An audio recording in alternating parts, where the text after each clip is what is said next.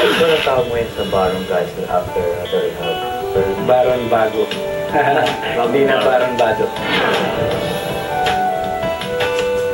Nitong Miyerkules natapos ang rehabilitation program na voluntaryong kinuha ni Baron Geisler. 6 na buwan at 3 linggo ring sumailalim ang aktor sa naturang programa. Feeling ko bitin eh. Parang ayokong lokohin yung sarili ko.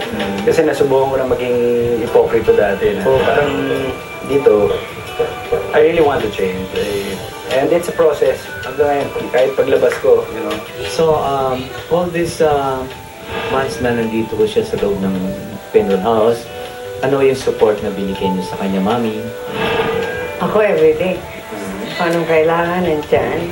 Pag family day, nandito ang mga family. Kahit malalayo yung mga kapatid niya, Pampanga, nandito lahat. Available ako 24 hours. 24 Parang hindi rin siya nawala sa bahay. Ano feeling mo na malaya ka na? Parang gano'n. Anong feeling mo na get back to the outside world? Actually, to tell you the truth, may konting separation anxiety ako eh. Kaya medyo na-touch talaga ako sa place na to eh. At soul search ka ba na na-realize mo ba kung ano naging source ng mga problema? Unang-una, parang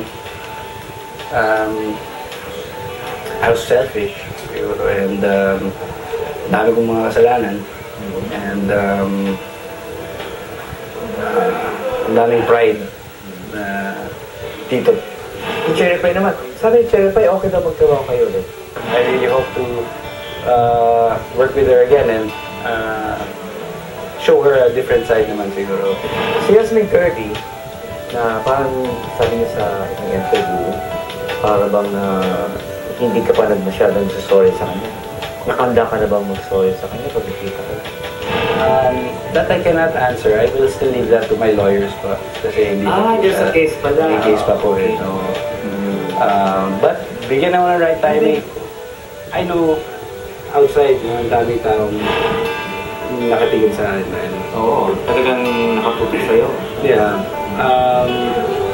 And marami rin for sure na nag-aantay, na tawanan ako. Ulit, tawanan ako, mag-stumble lang ako. Sabi ko nga ba, hindi nagawa. So paglabas ko ng gate ko ng Penwell, ang pinangahawakan ko lang is meron and my relationship with my higher powers. So, natawag mo yun sa Baron guys after the rehab. Baron Bago. Hindi na Baron Bado.